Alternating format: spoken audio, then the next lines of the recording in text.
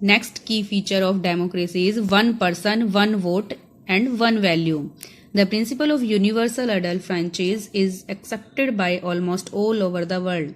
मतलब जो किसी भी कंट्री के अंदर one person one vote one value का मतलब है कि जो यूनिवर्सल अडल्ट फ्रेंचाइज है, मतलब एक पूरे वर्ल्ड के अंदर, मतलब वो अडल्ट पर्सन जो 18 ईयर या 18 से अबव हो चुके हैं, जब उन्हें सभी को वोटिंग राइट मिलता है तो उस वोटिंग राइट के थ्रू हम ये कह सकते हैं कि वहां पर सभी पर्सन को अगर इक्वली राइट मिल रहा है तो वो एक डेमोक्रेटिक कंट्री है। अब कोई भी अगर हम वर्ल्ड के अंदर देखें तो सभी मतलब इस जो आइडिया है इसको फॉलो करती हैं countries, but there are many instances of denial of the equal right to vote. लेकिन कुछ कंट्री ऐसी भी हैं जो अपने सिटीजन्स को इक्वल वोटिंग का राइट नहीं देती। यहाँ हम उन्हीं कंट्रीज के एग्जाम्पल को रीड करेंगे। First is Saudi Arabia. Women do not have the right to vote. वहां पर जो वुमेन्स हैं उनको वोटिंग का राइट नहीं है। Second, Estonia has made its citizenship rules in such a way that people belonging to Russian minority find it difficult to get the right to vote. अगर Estonia की अगर हम बात करें तो एस्टोनिया जो कंट्री है वो अपने सिटीजन्स नागरिकों को, मतलब वहां के जो रशियन माइनॉरिटी ग्रुप हैं उन्हें वहां वोटिंग का राइट जो है नहीं दिया जाता, या उन्हें बहुत ही डिफिकल्ट होता है उनको ये वोटिंग का राइट गेट करना। Next, in Fiji the electoral system is such that the vote of an indigenous Fijian has more value than that of an Indian Fijian. मतलब जो फिजियन इंडिजिनियस मतलब फिजी के रहने वाले, वहां के जो पर्टिकुलर अगर नेटिव हैं फिजियन हैं तो उन्हें उनके वोटिंग की वैल्यू ज्यादा है that of an Indian Fijian. किसके कंपैरिजन में? अगर वो इंडियन फिजियन है, मतलब इंडिया का पर्सन है और वो फिजी कंट्री में अगर लिविंग करता है तो उसके वोट की इतनी वैल्यू नहीं है जितनी फिजी में रहने वाले सिटीजन की है। Democracy is based on a fundamental principle of political equality. This give us third features of democracy. अब इसके थ्रू हमें ये पता लगता है कि जो डेमोक्रेसी है उसका थर्ड की फीचर क्या है। In a democracy each adult citizen must have one vote and each vote must have one value। मतलब किसी भी डेमोक्रेटिक कंट्री के अंदर ये कंपल्सरी है कि हर अडल्ट सिटीजन्स को जो एक एज डिसाइड की गई है वोटिंग के लिए, तो उस पर्सन को जो 18 या 18 से अबव है अगर उस पर्सन को वोटिंग का राइट है और सभी को वन वोट मतलब एक ही वोट देने का राइट हो, and each vote must have one value, और हर एक के वोट की सेम वैल्यू हो। ऐसा ना हो कि जैसे अभी हमने फिजी कंट्री के अंदर देखा कि जो इंडिजिनियस फिजियन थे, फिजी के रहने वाले, उनकी वैल्यू ज्यादा थी वोट की और इंडियन फिजियन की वैल्यू कम थी। तो अगर ऐसा होता है तो वो डेमोक्रेटिक कंट्री नहीं है। किसी भी डेमोक्रेटिक कंट्री के लिए वहां के सिटीजन्स को जो है वन वोट और हर वोट का एक सेम वैल्यू होना कंपल्सरी है। Next is rule of law and respect for rights. From the case of Zimbabwe this features of democracy can be understood in a better way.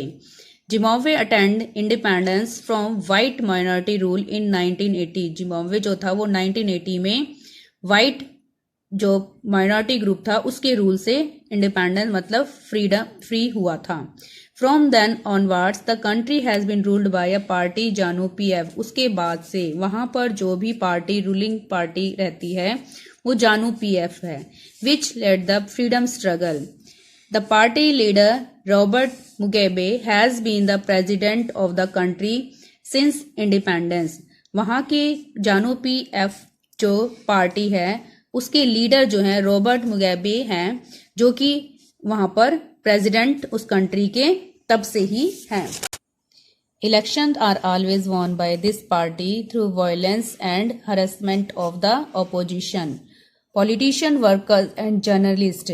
मतलब यहाँ पर जो JANU PF party के Robert Mugabe leader हैं वो हमेशा election के अंदर गलत वे से, मतलब वायलेंस, हिंसा के थ्रू या लोगों को टॉर्चर करके, या जो भी ऑपोजिशन पार्ट पॉलिटिशियन वर्कर हैं या जर्नलिस्ट हैं उनको परेशान करके जो है अपने फेवर में ही वोटिंग और मेजॉरिटी को करा लेता है। Protest against the president were illegal and the government does not had court judgments which went against it, thus there is no rule of law and citizens' right are not respected। मतलब मान लो अगर कोई भी वहां president के against protest करता है, उनके अगेंस्ट जाने की कोशिश करता है, तो उसे इलीगल माना जाता है। And the government doesn't heed court judgments which went against it, मतलब वहां पर कोई भी गवर्नमेंट के अगेंस्ट नहीं जा सकता। कोर्ट की जो जजमेंट है वो भी गवर्नमेंट के अगेंस्ट नहीं वो जजमेंट कर सकता है। इस तरह से हम ये कह सकते हैं कि यहाँ पर रूल ऑफ लॉ नहीं है and citizens rights are not respected, और यहाँ के जो सिटीजन्स हैं उनके इन फंडामेंटल राइट्स को रिस्पेक्ट नहीं किया जाता, मतलब उनको इक्वली ट्रीट नहीं किया जाता। Recently Robert Mugabe was thrown out of power after 37 years and Emerson Mnangagwa became the new president. The state should respect the basic rights of citizens। मतलब रॉबर्ट मुगेबे के बाद जो है वहाँ की पावर 37 ईयर्स के उसके बाद न्यू एक प्रेसिडेंट के हाथों में आ गई जिसका नेम था Emerson Mnangagwa. Became the new president. The state should respect the basic rights of citizens. अब इस गवर्नमेंट के अंडर जो है वहाँ के freedom of expression, freedom of protest and freedom to take political action, इस तरह के राइट्स जो है उनको दिया गया। Further these rights should be protected by the judiciary whose order should be obeyed by all. मतलब जो भी उनके राइट्स हैं उन्हें जुडिशरी के थ्रू प्रोटेक्ट भी किया गया। तो इस तरह से हम यह कह सकते हैं कि ये सभी जो है बाद में ये रूल ऑफ लॉ हो गया, मतलब कानून के समक्ष सभी को इक्वली ट्रीट किया जाने लगा। Thus another feature of democracy is that a democratic government rules within limits set by constitutional law and citizens right। अब इस मतलब पूरे एक डिस्कशन के बाद मतलब एक नेक्स्ट अनदर जो की फीचर सामने आता है वो है कि कोई भी डेमोक्रेटिक गवर्नमेंट जो है वहां पर जो रूल्स है विद इन लिमिट्स वो एक लिमिट में होना चाहिए, set bye constitution law and citizens right, जो कि कॉन्स्टिट्यूशन के थ्रू अपने सिटीजन्स के राइट के लिए मतलब कुछ इस तरह के लॉ कानून बनाने चाहिए और उस लॉ के अंडर ही कोई भी वर्क कर सकता है। Thank you, have a nice day. In next video we will discuss about the why democracy